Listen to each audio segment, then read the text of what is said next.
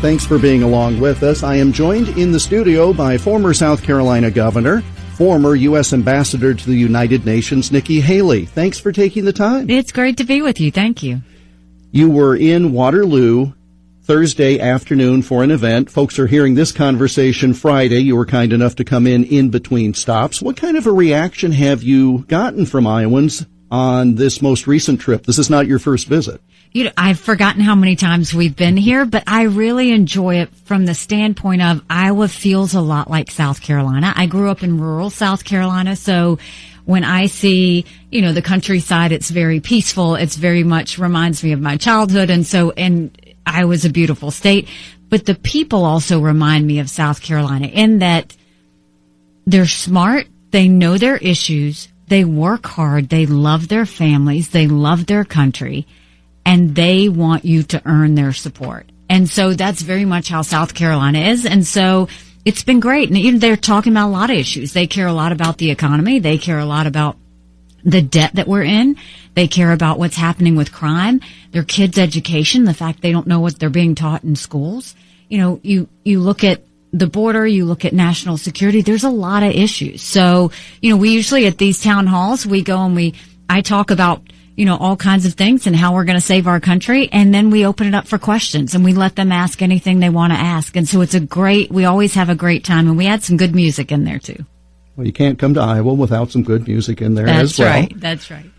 So for those who may know of the roles you have played on the national stage, they may not know of your story that got you to that point. So I'll give you the chance to tell us a bit of how you got from the rural areas of South Carolina to running for president in 2024. So I was born and raised in a small town in South Carolina, 2,500 people, 2 stoplights. You couldn't think about doing something wrong without telling your mom.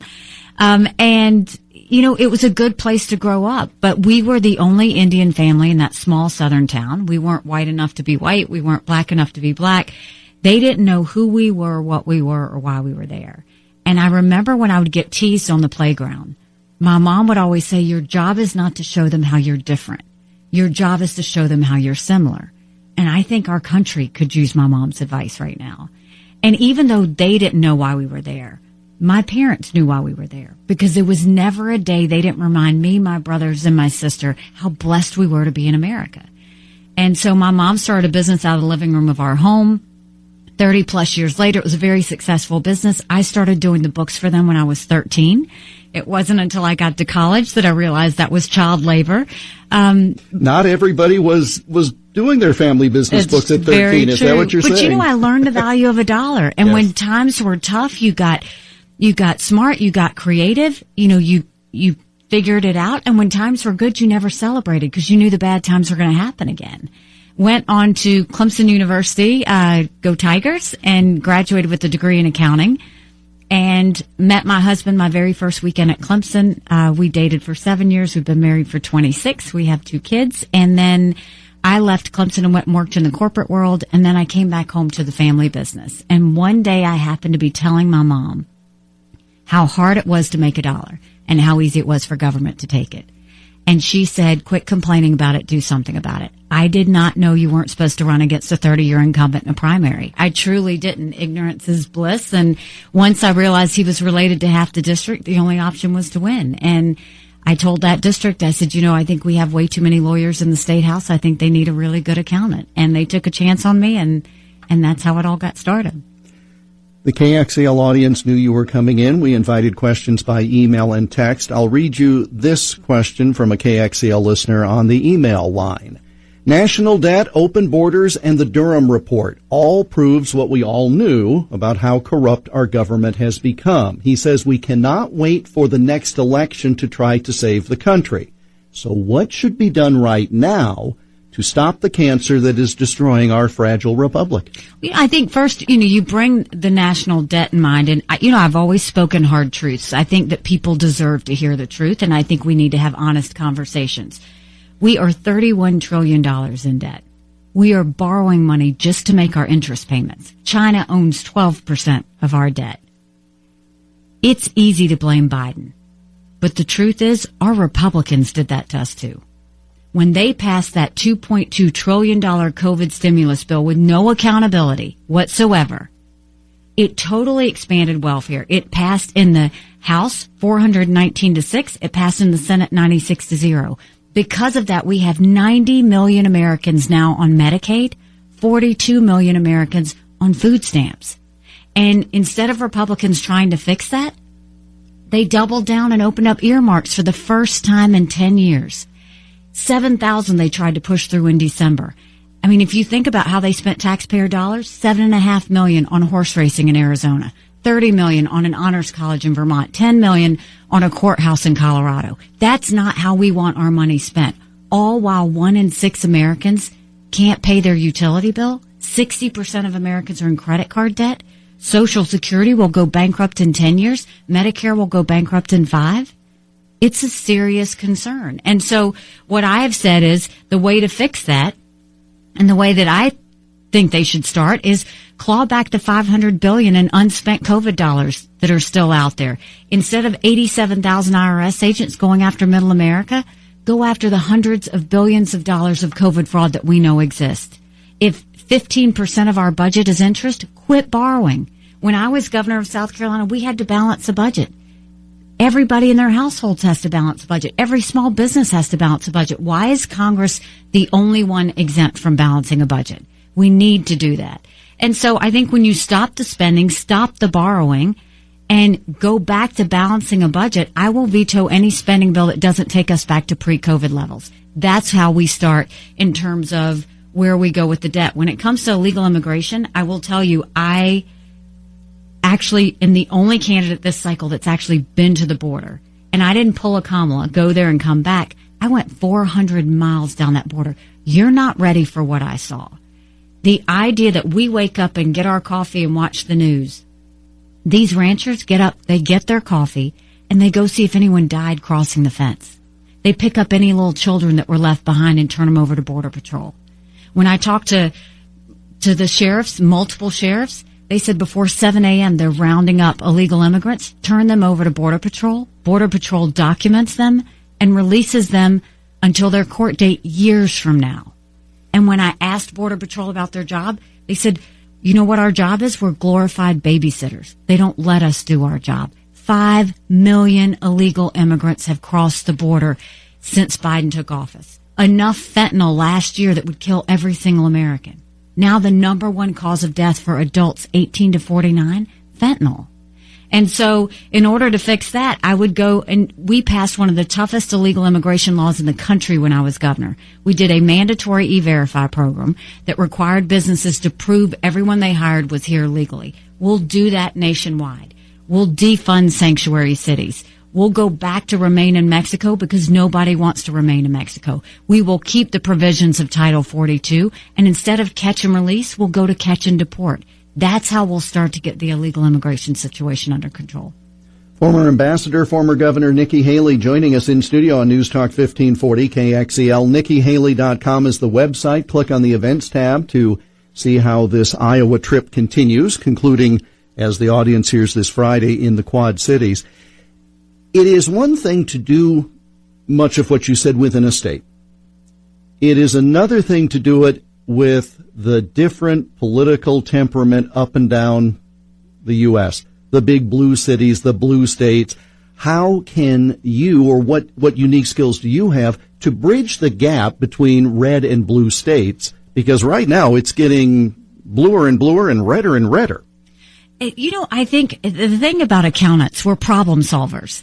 And so when you go to solve an issue or a challenge, the first thing you have to do is talk about what everybody agrees on, and then go to where the problem is and how best to fix it. You have to bring out the best in people to get to a situation. And once people trust you, that's the biggest thing. In South Carolina, I focused on lifting up everybody, not just a certain group. And I think we have to do that in America. You know, we had 35,000 people on welfare, or we had thousands of people on welfare. And what I did is I went to our small businesses who needed workers, and I said, I will pay for this person for X weeks if you will hire them and train them.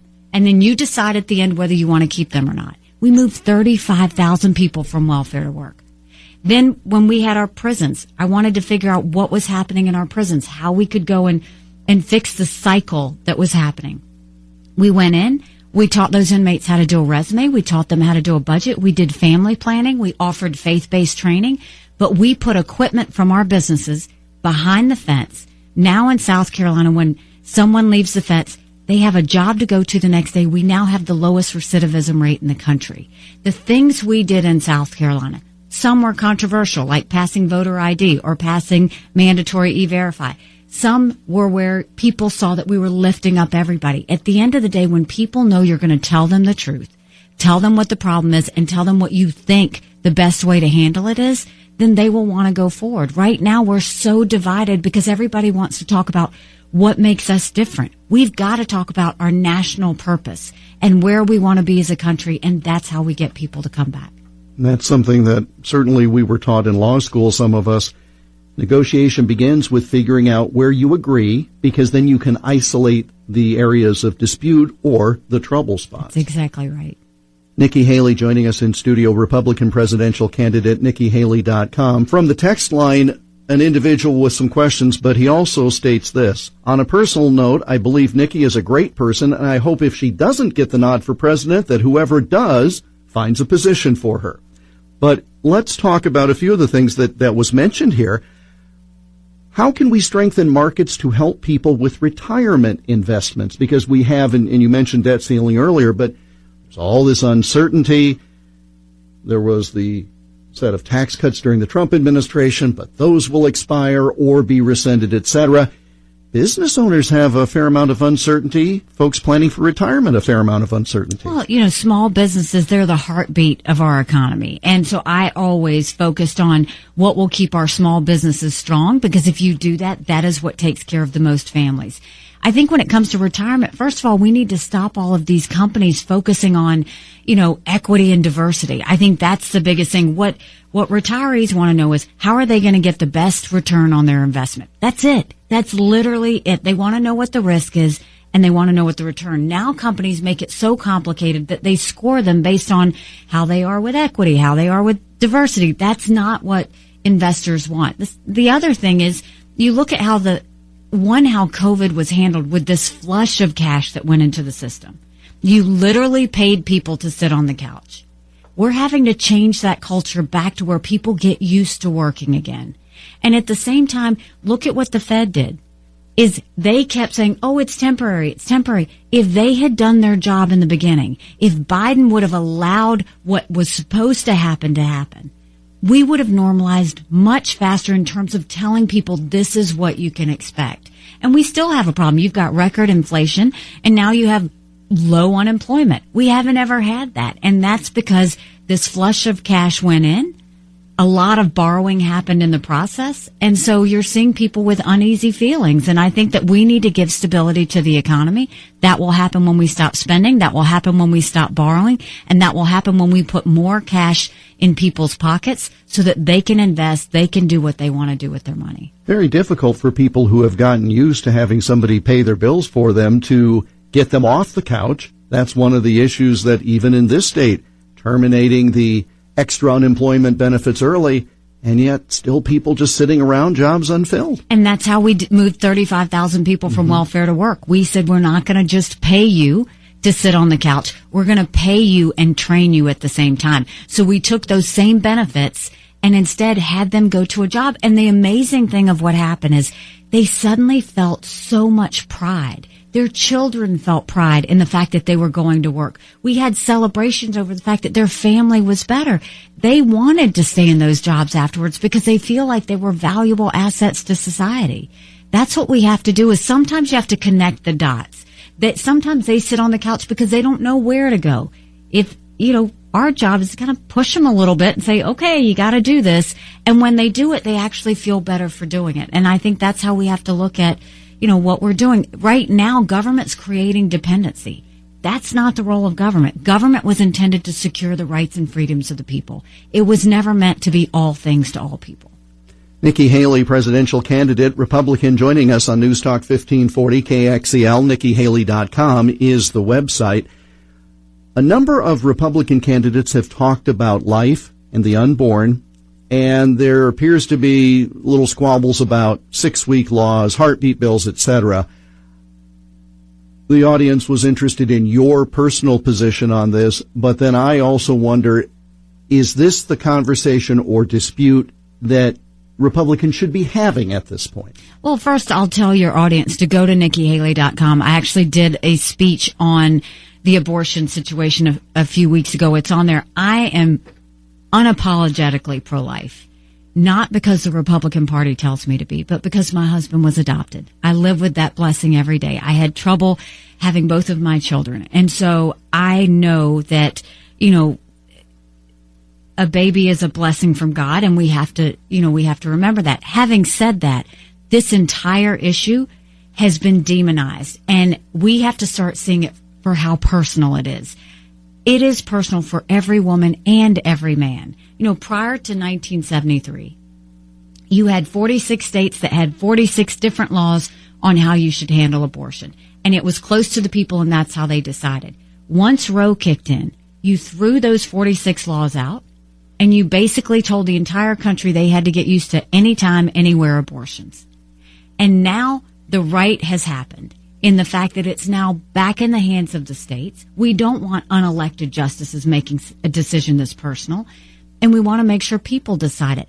But we need to do it in a way that humanizes people, not demonizes them. I don't judge anyone for being pro-choice any more than I want them to judge me for being pro-life. So let's let their voices be heard in the states. Some states are going more on the life side. I welcome that. Some are going more on the abortion side. I wish that wasn't the case, but it is. And then when it comes to a federal conversation, which is what's happening, let's start with consensus. What do we all agree on? I think we can all agree we don't want to see late-term abortions. I think we can all agree that doctors and nurses who don't believe in abortion shouldn't have to perform them. I think we can all agree that we need to encourage more adoptions and good quality adoptions so that foster children are loved and not forgotten. I think we can all agree that we should have contraception should be more accessible, not less accessible. And I think we should agree that women who get abortions should not be put in jail or given the death penalty. Let's start in those things, and then let's work out from there. But to sit there and talk about weeks, all that does is divide people.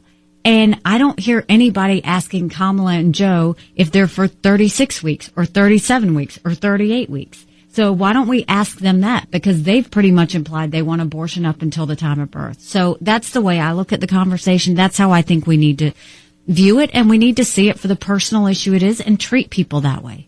Couple of more minutes left, Ambassador, and so I'll let you, in essence, make your case. We've talked about a variety of issues, and I'm sure we'll talk again before the caucus in January, February, whenever they settle. But give us a sense of things that you want the Iowa voter to know about you that we haven't had a chance to talk about yet. People ask why I'm running for president, and I have told them that my parents came to America 50 years ago to a country that was strong and proud and full of opportunities. I want them to know that country again. I'm doing this because for my husband, who's a combat veteran, for him and his military brothers and sisters, I want them to know their sacrifice meant something, that we do love our country. I'm doing this for my daughter who just got married, and I see how hard it is for her and her husband to buy a home. I'm doing this for my son because he's a junior in college, and I see him writing papers of things he doesn't believe in just to get an A. That's not our country. Recently, 78% of Americans said they don't think that their kids are going to live as good of a life as they did. That's not okay. I'm not okay with that. No one should be okay with that. So we've got a country to save, and we've got to get this right. And the only way that's going to happen is for your audience and all of us to have courage. Courage for me to run, and courage for all of them to know, don't complain about what you get in a general if you don't play in this caucus, because this is the chance we can get a new generational leader. We can start new in terms of leaving the negativity and the baggage behind and focus on the real issues at hand. And I know that when we all come together on our national purpose and the values that make our country great, that's when we will know our best days going forward. Former South Carolina governor, former U.S. ambassador to the United Nations, Nikki Haley, thank you for the visit. You're welcome back anytime. Thanks so much. I appreciate it. That conversation with Ambassador Haley yesterday afternoon in the studios in between her Waterloo and Dubuque events. Davenport is on the calendar today. More at NikkiHaley.com. KXEL News Time 9:32. Here's a reminder, the Iowa Soybean Association is